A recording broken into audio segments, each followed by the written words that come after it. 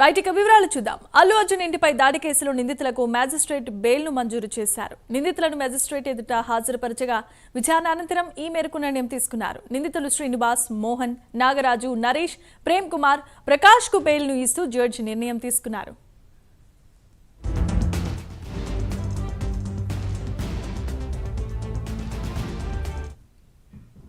Right, ఇక cine hero Allu Arjun ఇంటిపై దాడి కేసుకి సంబంధించి నిందితులను మ్యాజిస్ట్రేట్ ముందు హాజరుపరచగా మ్యాజిస్ట్రేట్ బెయిల్ ని మంజూరు చేసినట్లుగా తెలుస్తోంది. ఇదే అంశానికి సంబంధించి మరిన్ని అప్డేట్స్ ను మా కరెస్పాండెంట్ కుమార్ అందిస్తారు. కుమార్, చెప్పండి.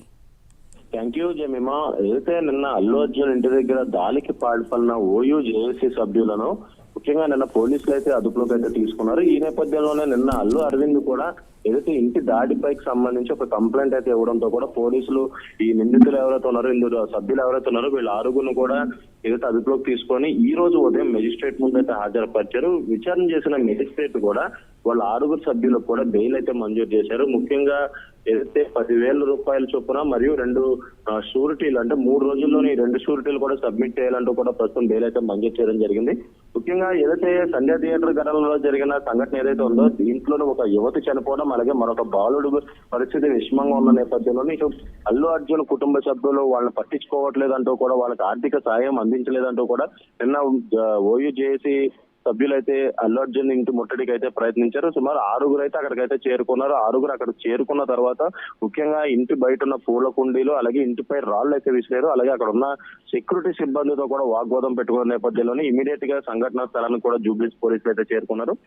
జూబ్లీస్ పోలీసులు చేరుకున్న వెంటనే వాళ్ళందరినీ కూడా అదుపులోకి తీసుకున్నారు. ముఖ్యంగా చూసుకున్నట్టయితే ఇటు రేవతి కుటుంబాన్ని ఆదుకోవాలంటూ కూడా వాళ్ళు నినాదాలు అయితే చేశారు. అలాగే మరొక పక్క రేవతి కుటుంబానికి ₹1,00,00,000 ఏదైతే పరిహారం చెల్లించాలి అంటూ కూడా ఇప్పటికే జేఏసీ సభ్యులు అయితే కోరారు. అలాగే మరొక పక్క ఎప్పుడైతే రేవతి కుటుంబం రేవతి చనిపోయి అలాగే బాబు హాస్పిటలైజేషన్ అవ్వడంతో కూడా అతను వాళ్ళని ఇంకా ఎవరూ కూడా పట్టించుకోలేదు. కుటుంబ సభ్యులు కేవలం పరామర్శించడానికి వెళ్లి ₹1 కూడా ఆర్థిక సాయం చేయలేదు. వాళ్ళకి ఖచ్చితంగా ₹1,00,00,000 ఆర్థిక సాయం చేయాలంటూ కూడా ఏదైతే ఓయూ జేఏసీ సభ్యులు అయితే నినాదాలు అయితే చేశారు. ఈ నేపథ్యంలో పోలీసులు వాళ్ళందరినీ కూడా అదుపులోకి తీసుకోవడంతో కూడా అక్కడ పరిస్థితి అయితే చక్కబడింది. ముఖ్యంగా అల్లు అర్జున్ ఇంటి దగ్గర కూడా భద్రత కూడా ప్రస్తుతం పెంచారు.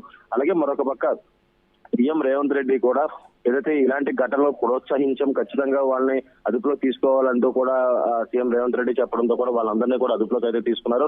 ఏదైతే లా అండ్ ఆర్డర్ ప్రాబ్లం వస్తే ఖచ్చితంగా కఠినమైన చర్యలు ఉంటాయంటూ కూడా ఇప్పటికే సీఎం రేవంత్ రెడ్డి అయితే చెప్పడం జరిగింది. ఈ నేపథ్యంలోనే వీళ్ళందరినీ కూడా నిన్న సాయంత్రం అదుపులోకి తీసుకుని జూబ్లీస్ పోలీస్ స్టేషన్ కి అయితే తరలించడం జరిగింది. ఆ తర్వాత ఈ రోజు ఉదయం మెజిస్ట్రేట్ ముందు అయితే హాజరుపరిచారు. మెజిస్ట్రేట్ ముందు హాజరుపరిచిన తర్వాత మెజిస్ట్రేట్ కూడా విచారణ జరిపి వాళ్ళకి బెయిల్ అయితే మంజూరు చేసింది. ముఖ్యంగా ఈ 6 సభ్యులు కూడా 10,000 చొప్పున బాండ్, అలాగే 2 షూరిటీలు 3 రోజుల్లో సబ్మిట్ చేయాలంటూ కూడా వీళ్ళకైతే బెయిల్ మంజూరు చేయడం జరిగింది. Jemimah, right, thanks for the updates Kumar.